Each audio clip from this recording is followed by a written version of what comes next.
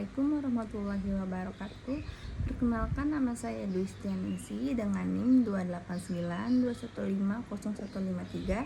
Prodi Manajemen. Di sini saya akan mempresentasikan ekonomi internasional. Dosen pengampu Ibu Wina Sari Kusumaningtis. Pengertian ekonomi internasional. Ilmu ekonomi internasional merupakan ilmu yang mempelajari bagaimana hubungan ekonomi antara satu negara dengan negara yang lain, yang dapat mempengaruhi alokasi sumber daya baik antara dua negara tersebut maupun antara beberapa negara. Hubungan dalam perekonomian internasional dapat berupa perdagangan, investasi, pinjaman, serta bantuan kerja sama internasional. Ilmu ekonomi umum yang mempelajari hubungan-hubungan dalam satu negara. A. Perbedaan dalam uang yang digunakan seperti dolar Amerika Serikat, pound Inggris, mark Jerman, yen Jepang, baht Thailand, rupiah Indonesia, peso Filipina, ringgit Malaysia, dan sebagainya. Peraturan dan ketentuan-ketentuan yang dikeluarkan oleh pemerintah yang berkaitan dengan hubungan-hubungan ekonomi tersebut. Misalnya kebijakan tarif atau bea masuk, pajak ekspor, larangan ekspor, kuota ekspor atau kuota impor, dan lain-lainnya. Yang B. Derajat mobilitas sumber daya yang dipakai seperti tanah, tenaga kerja, dan modal. Ketentuan-ketentuan pengiriman tenaga kerja Indonesia di Malaysia merupakan contoh mobilitas sumber daya yang dalam hal ini sumber daya manusia, perbedaan dalam hukum, selera, dan adat istiadat. Misalnya negara lain hampir tidak mungkin akan mengimpor babi atau minuman keras karena alasan hukum dan adat atau agama. Manfaat hubungan ekonomi internasional. Studi ekonomi ini sangat penting guna mengukur kemampuan suatu negara dalam kancah globalisasi ekonomi dunia yang ditandai oleh ciri-ciri atau karakter sebagai berikut. Yang pertama, ada keterbukaan pasar atau liberalisasi perdagangan, arus uang, dan transfer teknologi.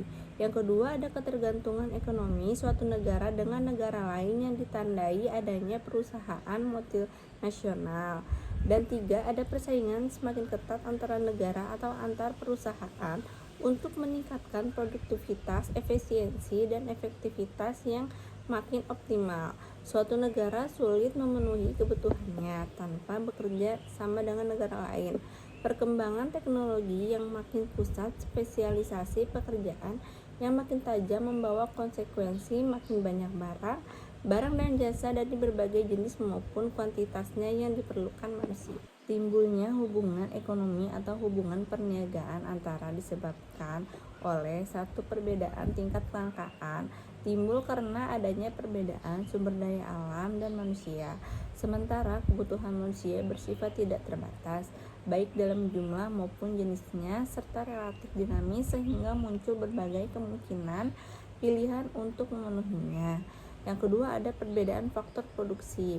Perbedaan faktor produksi antara satu negara dengan negara lain akan mengakibatkan negara yang berlebihan dan negara yang kekurangan faktor produksi. Yang ketiga, ada perbedaan harga barang.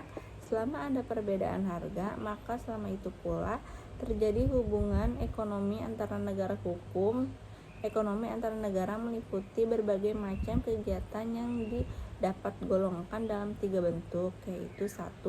Hubungan ekonomi yang terjadi karena adanya pertukaran atau perdagangan barang dan jasa yang dihasilkan.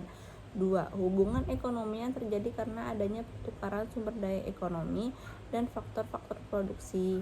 Yang ketiga, ada hubungan ekonomi yang terjadi karena adanya hubungan utama piutang atau kredit di antara negara atau pertukaran hasil.